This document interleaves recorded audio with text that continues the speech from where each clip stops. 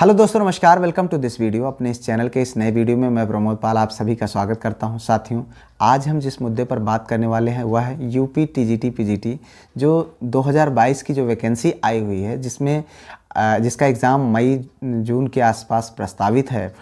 उसमें अपनी एक सीट को आप कैसे सुनिश्चित कर सकते हैं, इसके लिए आपके तमाम मैसेजेज आते हैं, कॉल आते हैं, व्हाट्सएप के माध्यम से आप पूछने का प्रयास करते हैं कि कैसे हम इसमें एक अपनी सीट को सुनिश्चित कर सकते हैं। चूँकि हमने इस एग्ज़ाम को सन 2016 की वैकेंसी को मैंने क्लियर किया हुआ था।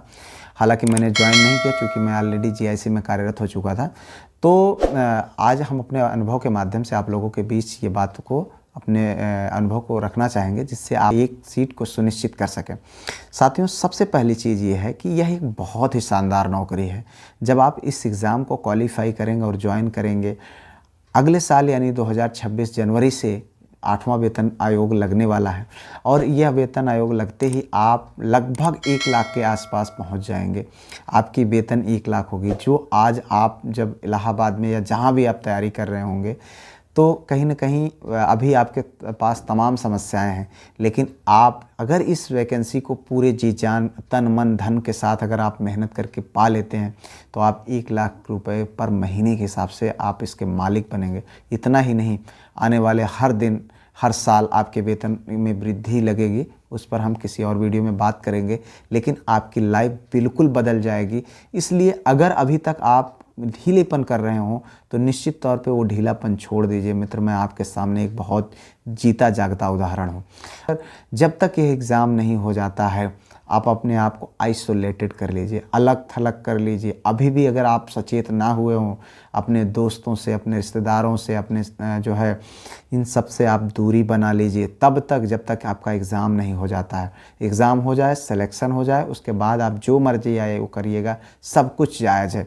लेकिन अभी कोशिश करिए कि कम से कम 7-7, 8-8 घंटे न्यूनतम, और मैक्सिमम तो आप 12 घंटे तक जो है आप पढ़ाई करें।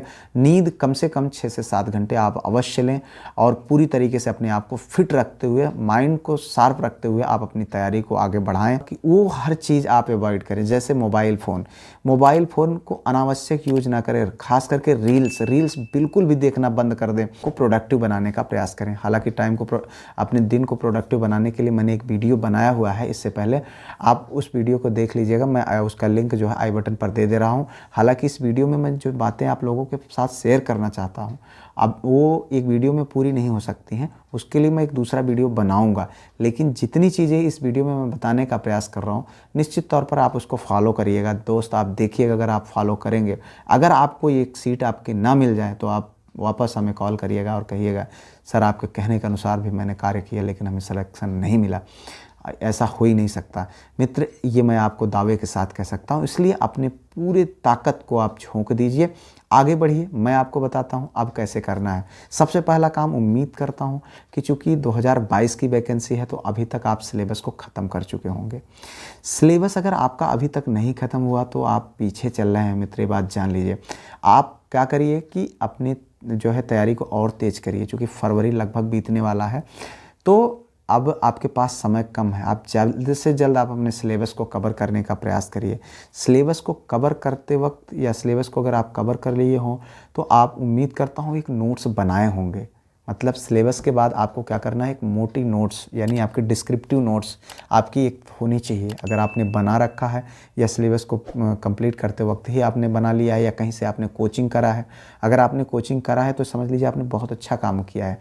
क्योंकि देखिए, जो टीचर आपको, योग्य टीचर आपको पढ़ाता है तो वो आपको मार्ग से भटकने नहीं देता है। वो उन्हीं चीज़ों को बताने का प्रयास करता है जो आपके काम की होती है। मैं कोचिंग को बहुत अच्छा मानता हूँ, इसलिए कि वह आपको समय बचाता है और दूसरी चीज़ ये करता है कि आपको इधर उधर की चीज़ों से अवॉइड कराता है। यानी आपको सेंटर्ड रह करके तैयारी करने में आपकी मदद करते हैं कोचिंग वाले। अब आप इस नोट्स को पढ़ करके, मित्र, एक सलाह मैं इस दौरान आपको देना चाहूँगा कि अगर जब तक आपका सिलेबस कंप्लीट ना हो तब तक आप प्रैक्टिस सेट सॉल्व ना करें। खास करके आप प्रीवियस ईयर को देखें लेकिन उसको सॉल्व करके सही करने की इच्छा के साथ सॉल्व करने का प्रयास ना करें, क्योंकि अभी आपका सिलेबस पूरा नहीं है। आप प्रैक्टिस सेट या प्रीवियस ईयर के क्वेश्चन को सॉल्व करेंगे, आपसे गलतियां होंगी, आपका मनोबल डाउन होगा। ये बात आप ध्यान रखिए। ये मेरा खुद का अनुभव है कि मैंने ऐसा किया है और ये बहुत फ़र्क डालता है। उसके बाद हम आगे बढ़ेंगे। अगर आपने नोट्स कंप्लीट कर लिया तो अब क्या करिए, आप शॉर्ट नोट्स को बनाइए। क्या करेंगे, शॉर्ट नोट्स, जो आपके 10 पेज की नोट्स हो उसको 1 पेज की नोट्स बनाने, यानी 10 पेज के मैटर को 1 पेज में इंक्लूड करने का प्रयास करें। डिस्क्रिप्टिव में तो आप स्टोरी भी लिखे होंगे, जो संबंधित चीज़ें हैं वो भी आपने लिखा होगा, लेकिन आप शॉर्ट नोट्स में सिर्फ फैक्चुअल डाटा को आप लिखने का प्रयास करें, जिसको आप भूल सकते हैं। क्योंकि यूपी टीजीटी पीजीटी या जिस एग्ज़ाम के लिए आप जा रहे हैं वो एग्ज़ाम आपका ऑब्जेक्टिव है, ना कि डिस्क्रिप्टिव है। तो इसके लिए आपको चाहिए जो आपके इस टाइप के मटेरियल हैं जिनको आप भूल सकते हैं, उनको आप एक संक्षिप्त नोट्स में आप इंक्लूड करने का प्रयास करें। अगर आप ऐसा करते हैं तो ये आपके लिए एक ऐसा हथियार तैयार हो जाएगा जो कम समय में आपको रिवीजन करने का अवसर देगा। मतलब आपका रिवीजन करने के लिए एक आपके पास कंप्लीट सिलेबस का एक संक्षिप्त नोट्स होगा जिसका आपको बहुत फ़ायदा मिलेगा। उसके बाद आपको क्या करना है, प्रीवियस ईयर के क्वेश्चंस को सॉल्व करिए। अब आप प्रीवियस ईयर क्वेश्चन को कौन कौन से क्वेश्चन को सॉल्व करेंगे। सबसे पहले बात तो यूपी के जो टीजीटी पीजीटी की जो वैकेंसी जितनी भी अब तक आई हुई हैं उन सारे वैकेंसी अपने संबंधित जो आपका जिस पद के लिए आप जा रहे हैं, जैसे आप अंग्रेजी विषय के टीचर बनना चाहते हैं, लेक्चरर बनना चाहते हैं, तो आप टीजीटी का भी और पीजीटी का भी दोनों पेपर आप सॉल्व करिए। मैं ये नहीं मेरी बात को ध्यान से समझने का प्रयास करिएगा। टीजीटी का और पीजीटी दोनों प्रीवियस ईयर सॉल्व करने का प्रयास करिएगा। पीजीटी के सिलेबस, जैसे आप टीजीटी की तैयारी कर रहे हैं तो पीजीटी के सिलेबस को पढ़ने की ज़रूरत नहीं है आपको, लेकिन क्वेश्चन को सॉल्व करने की ज़रूरत है। कि अब जब आपका प्रीवियस ईयर को सॉल्व करिए तो प्रीवियस ईयर के साथ साथ आप सिर्फ टीजीटी पीजीटी नहीं बल्कि नेट के एग्ज़ाम्स को भी आप सॉल्व करेंगे। केंद्रीय विद्यालयों की जो परीक्षाएं होती हैं, EMRS की जो परीक्षा पिछली बार हुई थी, जैसे मान लीजिए NBS और ऐसे एग्ज़ाम्स हैं जहां पर टीजीटी पीजीटी एग्ज़ाम्स होते हैं। अदर स्टेट के जो एग्ज़ाम्स हैं जो संबंधित सब्जेक्ट के हैं उनके प्रीवियस ईयर को आप निश्चित तौर पे सॉल्व करेंगे। आप देखेंगे कि आपको बहुत फ़ायदा नज़र आएगा और एग्ज़ाम में इसका आपको फ़ायदा मिलेगा। क्योंकि कभी कभी ऐसा होता है कि प्रीवियस ईयर के पेपर से ही क्वेश्चन को उठा करके रख दिया जाता है। यहाँ पर आपको मदद मिलेगी, निश्चित तौर पे मदद मिलेगी, ये आप ज़रूर करिएगा। ठीक, उसके बाद आप प्रैक्टिस सेट को सॉल्व करिएगा। प्रैक्टिस सेट जब आप सॉल्व करेंगे तो एक आपके अंदर कॉन्फिडेंस आएगा। आप जब सिलेबस को कंप्लीट कर चुके होंगे उसके बाद जब आप प्रैक्टिस सेट करेंगे तो आपके अंदर जो है कॉन्फिडेंस आएगा और आप अपने एग्ज़ाम में अच्छा परफॉर्मेंस कर पाएंगे। जो भी गलतियां आपसे हो रही होंगी उनको आप सुधार कर सकेंगे।